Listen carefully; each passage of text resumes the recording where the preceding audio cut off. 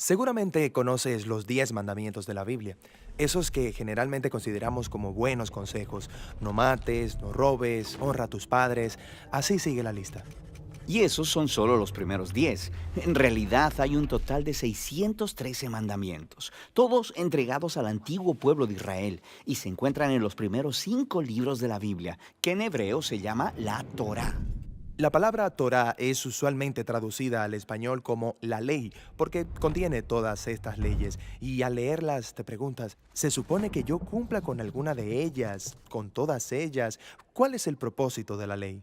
Bueno, esa traducción es un poco confusa, porque aunque la Torá tiene leyes en ella, el libro como tal es fundamentalmente la historia acerca de cómo Dios está creando una nueva clase de personas que son completamente capaces de amar a Dios y a los demás.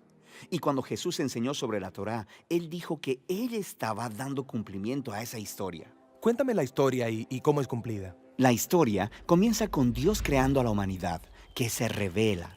Y Dios escoge a Abraham para bendecir a todas las naciones a través de su familia. Ellos terminan siendo esclavos en Egipto y Dios los rescata. Después, en el monte Sinaí, Dios hace un pacto con Israel como un acuerdo.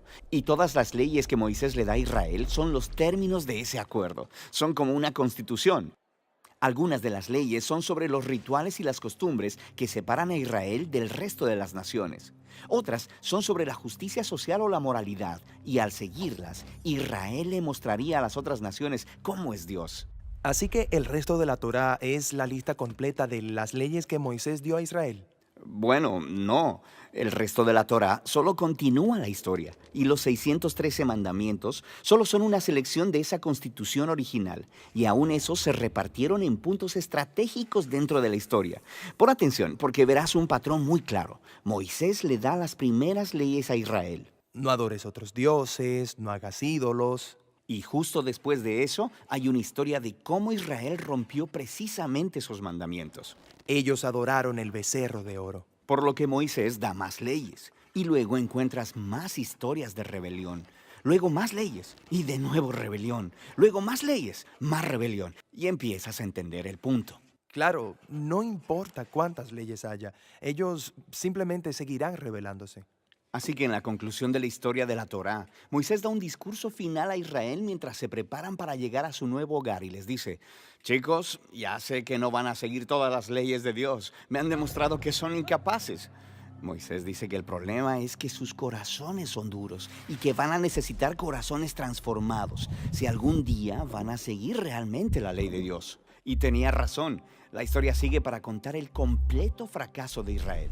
Entran a la tierra y rompen todas las leyes. Así es. La siguiente sección de los libros de la tradición judía son los 15 libros de los profetas. Ellos reflexionan sobre la historia. Por ejemplo, Ezequiel dijo que si Israel iba algún día a obedecer la ley, el Espíritu de Dios tendría que transformar sus duros corazones en corazones blandos. Y Jeremías dijo que en ese momento la obediencia a los mandamientos de Dios no se sentiría como una obligación, sino que estaría escrito en lo profundo de sus corazones.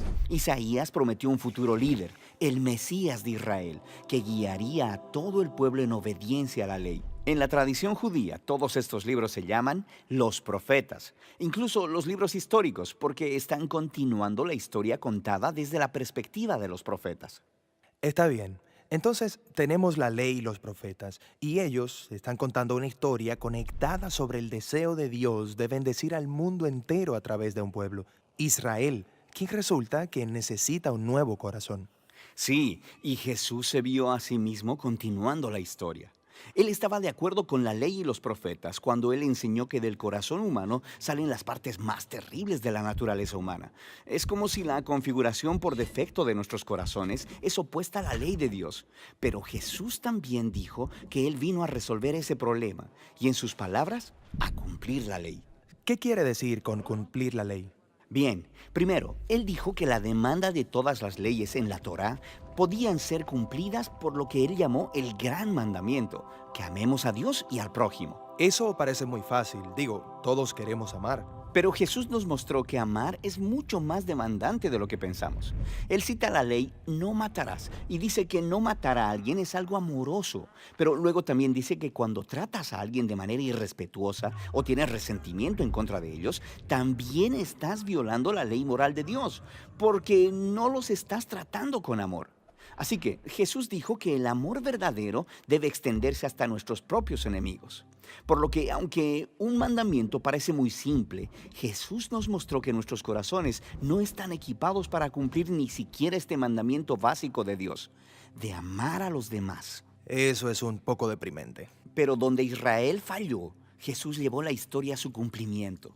Como el Mesías de Israel, Él amó completamente a Dios y a los demás y le mostró a todas las naciones cómo es Dios en realidad. Él hizo esto a través de sus actos de compasión y misericordia, y después amando a sus enemigos hasta la muerte. Y después de su resurrección, Él le dijo a sus seguidores que Él enviaría al Espíritu de Dios para transformar sus corazones, para que ellos pudieran seguirle y cumplir el propósito de la ley, amar a Dios y amar al prójimo. Así que esto cumple la historia de la ley y los profetas, o en las palabras del apóstol Pablo, el que ama a su prójimo ha cumplido la ley.